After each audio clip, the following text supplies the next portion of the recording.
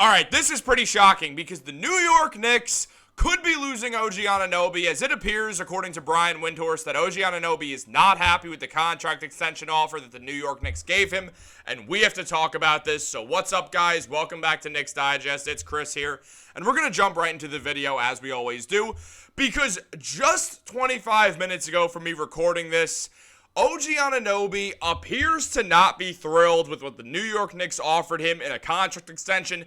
As we know, the NBA Finals are over in the most boring, anticlimactic end of a season I've ever seen, where the Boston Celtics cakewalk to the finals. That's not the point of this. The point is that now teams can talk to their own free agents, and OG Anunoby might have gotten a contract offer, but it appears that he does not like it. Now, Brian Windhorst spoke on this, and here's what he had to say. Let's keep an eye on that, talking about OG. Most people believe Anunoby will stay with New York, but there have been indications he may want to test the market because he's not thrilled with what the Knicks are offering. Now, obviously, that's a terrifying sign, and the last thing we want is to lose OG Anunoby. I mean, we traded RJ Barrett and Emmanuel quickly for him. Two young pieces who are only going to get better. RJ played great in Toronto. IQ is breaking out, now getting to finally be a starting point guard. So the Knicks cannot lose OG Anunoby under any circumstances. Now, if the New York Knicks were to lose him, then the Mikal Bridges door once again opens because the Knicks are going to compensate by overpaying for Bridges, and it's not going to be a great look, but it's going to be what they'd have to do. Now, at the same time, I don't think OG Anunoby is leaving. I think this is a real report. I do think the Knicks lowballed OG and were like, hey, dude, you're injury prone. We don't want to pay you guaranteed money. We don't want to give you a fully guaranteed contract so you can play 58 games in a season. You just got injured in the playoffs. We would have went to the NBA Finals had you and some of our other team been healthy. We would have went to the conference finals had you been healthy. And you weren't.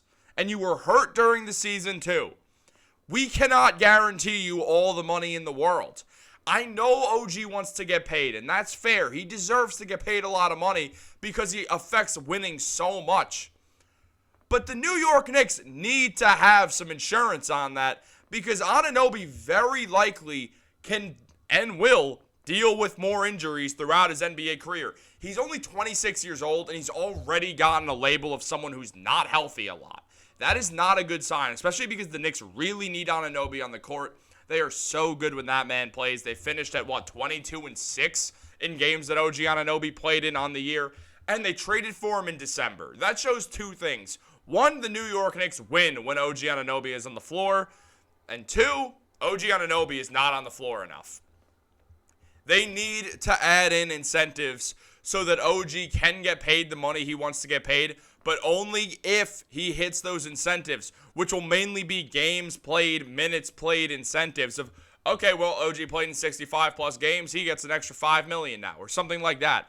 He's going to get a non-fully guaranteed, or his contract is not going to be fully guaranteed. There's no way in the world that any team is going to look at him and offer him that. I understand people think, oh, well, Philly really wants him. Philly is focused on Paul George. They are not focused on OG primarily. There's a world where they don't even talk to OG if they walk in and Paul George is like, oh, yeah, I'm coming. And they're like, all right, well, OG, sucks to be you, dog. We're not talking to you. That leaves who? The Pistons? Is OG really going to go to the Detroit Pistons? Now, at the same time, we do have some odds. I was going to show you guys later, but this kind of just streams right into it. So we do have some odds on this situation that we are going to see. So let's just take a look right here because according to there, I'm going to switch this so you guys can see it a little bit better. The Philadelphia 76ers are the favorites to land on Anunoby if he does leave the Knicks, followed by the Oklahoma City Thunder, who are also enticing. But you find it kind of interesting when you think about his fit. I guess he would play the 4 if he wants to do that and go live in Oklahoma. The Spurs are third, and then after them are the Detroit Pistons. Most of these teams that we're looking at when you go down the list are not as good as the New York Knicks. Then you have the Thunder, who were great also, who also lost in the second round, who are on a similar level to the Knicks. So there are options that align with OG Anunoby, don't get me wrong. But are teams like that really looking for OG first? We know for a fact that the Thunder are more interested in getting a rebounder like Hartenstein. OG is not the Knicks is not the guy on the Knicks that the Thunder are even more interested in. They're more interested in Hartenstein. And when it comes to Philly, they're more interested in Paul George. I'm not saying this for some anti-OG Anunoby thing. I love OG. I think he's great. I don't want him to ever leave the Knicks. What I am saying is the market is not exactly made for him this year, and that will benefit the team. Now, there is a lot more to look at on the topic of what's going on with him. As Michael Scotto did mention that the league-wide expectation is that OG will return to the Knicks, but the question is for how much. From executives that he talked to around the league, OG's floor appears to be at $35 million, and his ceiling is a max contract. Now, I don't really want OG Anunoby to get a max contract at all because I don't think he deserves a max contract. I get he's a great player. I get he's one of the best defenders in the NBA. I don't think they should pay him $40 million. And if they're going to give him a contract that could be, say, 5 years, $200 million. I had to do math for a second. I'm not great at math. It won't be fully guaranteed. It'll be like a flat rate of 33 at most, maybe 34. And then they're like, no, the rest you have to earn by playing games, dude. We're not paying you to sit on the bench. We're not doing that here. We know the Knicks are stingy with their contracts. Brunson took that declining salary. Next year, Brunson gets paid the least amount of money per year under any of his 3 contract years with the Knicks. Obviously, there's a 4th for that player option. He's declining. Unless he just signs an extension this summer, where there's a real world he does, and I plan on doing a video about that.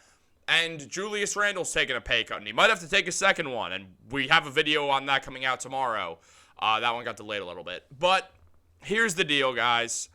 OG Anunoby, after being acquired by the New York Knicks, they can't just lose him. They can't just let OG walk. It looks so bad for the organization. It gives your team a black eye that you don't want to have. But really tell me this. Is this guy going to be worth $40 million? 15 points per game, 4 rebounds, 2 assists, getting a steal and a half per game. Also almost 1 block, so over 2 stocks, which is nice. Solid size, good weight. Hits his corner threes like nobody's business. Great catch-and-shoot shooter. Good scorer. He's shown flashes that he can really develop more of an offensive game than he has now. I'm really, really excited to see where OG can go with the Knicks once he gets really into the flow of things. However, that depends on the Knicks not losing him in free agency. Now, again, I don't think they're going to. There's also a world where this story is coming out because, let's face it, the Knicks are trying to manipulate the market for OG Anunoby a little bit. But who knows? Honestly, I think that OG's not thrilled with what the Knicks offered him. And at the end of the day, is he really going to leave being a CAA client with Sam Rose as his agent, son of Leon Rose, the head shot caller for the New York Knicks? I highly doubt it, guys. I really don't see that being a scenario, though obviously it is a scary one to think about. So, guys, let me know what you think in the comments below. Give me the contract you'd offer OG Anunoby. Also, let me know, would you give him that $40 million per year? Would you give him $35 million per year? According to Jake Fisher, after the Knicks made that trade, there's always the world where OG would take less to be with the Knicks, which was the indication he left a lot of agents with. So hopefully this all works out. I kind of think it will. Leon Rose is damn good at his job, and I kind of just trust him. So, guys, let me know in the comments below. Like this video, subscribe to Knicks Digest. We got a busy day of videos coming out for you guys. Same thing as tomorrow, and then Thursday we got a 7 p.m. live stream hosted by this guy. I hope to see you there. Have a great day. Go Knicks.